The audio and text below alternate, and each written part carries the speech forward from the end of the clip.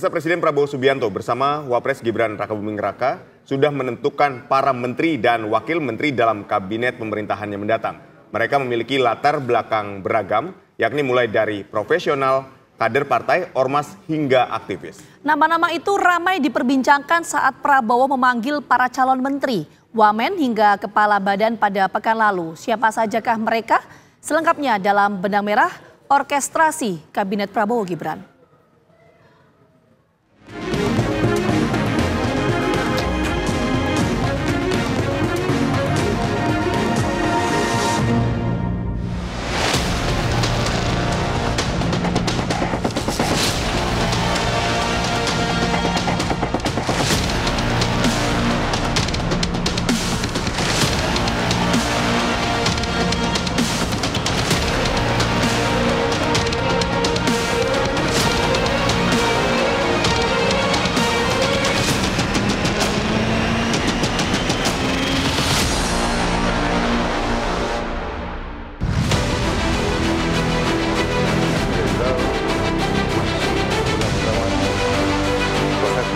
Presiden Prabowo Subianto dan Wakil Presiden Gibran Rakabuming Raka telah menentukan nama-nama yang mengisi posisi menteri, wakil menteri, hingga kepala badan yang akan membantu tugas-tugas presiden.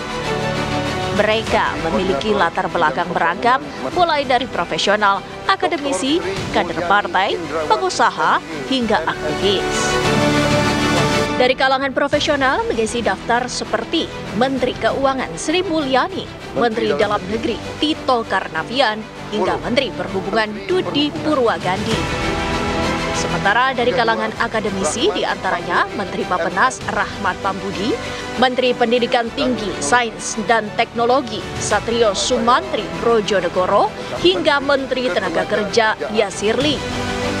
Selain itu, sejumlah nama berasal dari organisasi kemasyarakatan, diantaranya adalah Menteri Sosial yang juga Sekjen Pengurus Besar Nahdlatul Ulama Saifullah Yusuf, Menteri Pendidikan Dasar dan Menengah Abdul Muti yang merupakan Sekretaris Umum Pengurus Pusat Muhammadiyah, serta Menteri Pemberdayaan Perempuan dan Perlindungan Anak Arifatul Khairi Fauzi yang tercatat sebagai Muslimat Nahdlatul Ulama.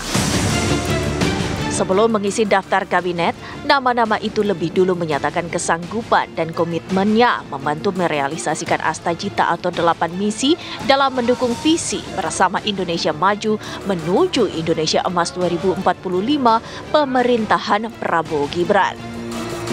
Diketahui sepanjang Senin dan Selasa 14 dan 15 Oktober 2024, lebih dari 100 nama memenuhi panggilan Prabowo sebagai calon menteri, wakil menteri, dan kepala badan. Sejumlah nama yang hadir memenuhi panggilan itu terbilang mengagetkan. Di antaranya yakni Sri Mulyani Indrawati, mantan Ketua Tim Pemenangan PKK DKI Jakarta era Gubernur Basuki Cahayapurnama Veronica Tan, serta Imam Besar Masjid Istiqlal Nasaruddin Umar. Sebelum kemunculan Sri Mulyani itu, kabar beredar menyebut ada sejumlah nama masuk dalam bursa calon Menteri Keuangan Kabinet Prabowo Gibran. Di antaranya Budi Gunadi Sadikin, Kartika Wirjo Atmojo, dan Mahendra Siregar. Sejauh ini, Sri Mulyani dikenal sebagai sosok yang cukup berhati-hati dan kompeten dalam menjaga fiskal dan keuangan negara. Tak ayal, tidak sedikit pelaku pasar, investor, hingga analisis yang menaruh harapan besar Sri Mulyani untuk melanjutkan kiprahnya di era Prabowo. Isinya banyak banget, aku harus lihat kemana. Tadi dapat penugasan atau ngobrol apa aja Bu sama Pak Prabowo? Saya dengan Pak Prabowo sudah beberapa kali ya, tentu saja briefing untuk keuangan negara APBN, karena selama beliau transisi dan pada saat kita menyiapkan APBN 2025 kan perlu untuk mendengar apa-apa saja yang memang menjadi prioritas dan arahan dari Presiden terpilih, Wapres terpilih. Jadi kami selalu konsultasi, kemudian kita juga berdiskusi mengenai berbagai langkah untuk memperkuat Kementerian Keuangan dan Keuangan Negara untuk bisa mendukung program-program beliau.